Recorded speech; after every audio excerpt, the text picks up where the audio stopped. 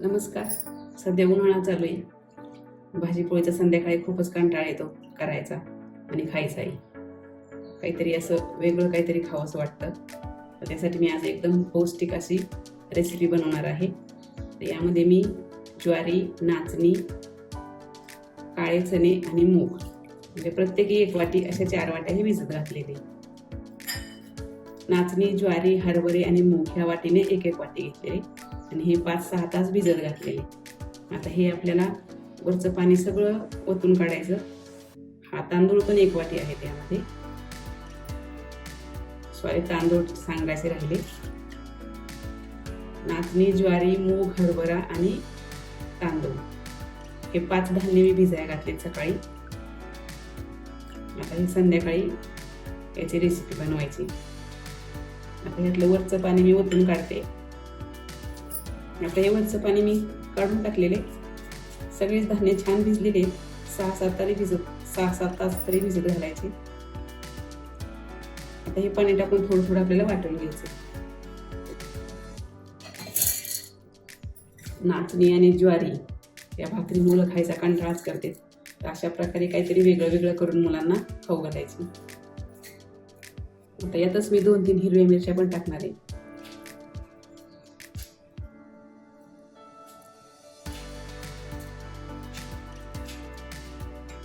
आणि 1 वाटी दही. हे दही सगळ्या मिश्रणाला एवढं भरपूर आहे. प्रत्येक वेळेस टाकण्यापेक्षा मी एकदाच टाकणार आहे आणि वाटून घेणार.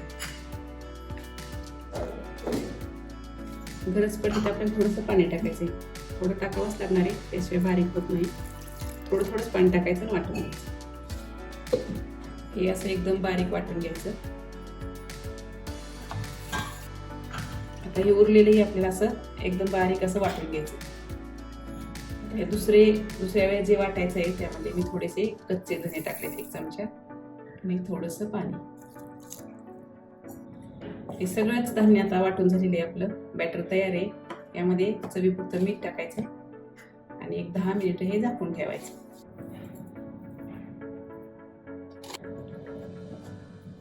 आता हे 10 मिनिटं झाकून ठेवायचं. तोपर्यंत आपल्याला 1 गाजर किसून घ्यायचं आणि 1 बटाटा किसून घ्यायचा. आता हे 10-15 मिनिटं झालेले आहेत. पीठ चांगलं भिजलेले. तर यामध्ये थोडेसे स्वीट कॉर्न टाकणार आहे. 1 गाजर किसलेलं, मोठं गाजर होतं तेवढं किसून घेतले साल काढून. इथे मी 1 बटाटा पण किसून घेतलेला आहे.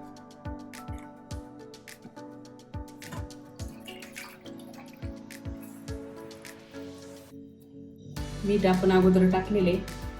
मिरच्याही त्यामध्येच वाटल्यात. आता थोडी कोथिंबीर टाकायची आणि थोडी हळद पावडर. आता हे चांगलं मिक्स करून घ्यायचं. तुमच्याकडे जर दुधी भोपळा असेल तर तो सुद्धा टाकू शकता किंवा काकडी असेल तर ती. हे चांगलं मिक्स झालेले.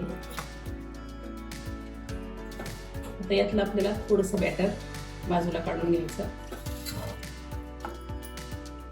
थोडं जरा दाटसर वाटते, आपण थोडं पाणी टाकू. जेव्हा आपल्याला करायचंय त्यावेळेसच आपल्याला यामध्ये थोडासा इनो टाकायचा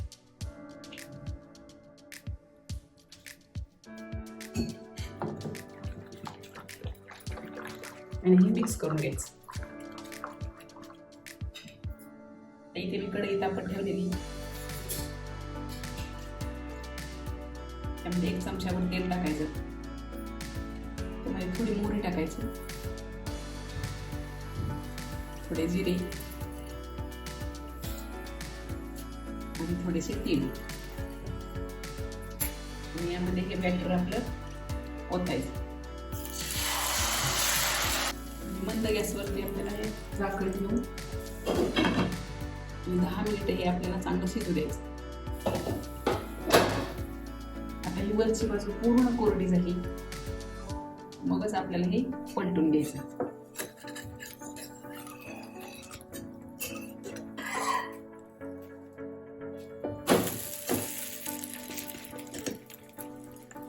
मस्त छान क्रिस्पी झालेले.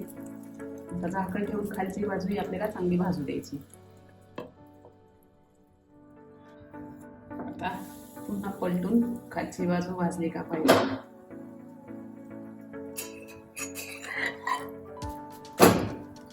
मस्त असं खालची पण बाजू भाजलेली छान तांबूस रंगावरती.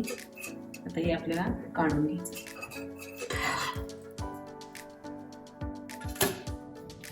मस्त आपली रेसिपी एकदम अशी मऊ जाळीदार झालेली. आता आपल्याला हे कट करून घ्यायचं. आता हे कट करून आपलं तयार झालेले मस्त अशी पौष्टिक रेसिपी ही, वरून कुरकुरीत आणि आतून मऊ. संध्याकाळच्या वेळेला नक्की करून पहा आणि मुलांना मस्त अशी पौष्टिक रेसिपी खाऊ घाला. रेसिपी आवडली तर नक्की लाईक करा आणि चॅनलला सबस्क्राईब करा. ही रेसिपी तुम्ही दह्याबरोबर किंवा हिरव्या चटणीबरोबर, सॉसबरोबर कशाबरोबरही खाऊ शकता. मी तर खोबऱ्याची चटणी बनवलेली.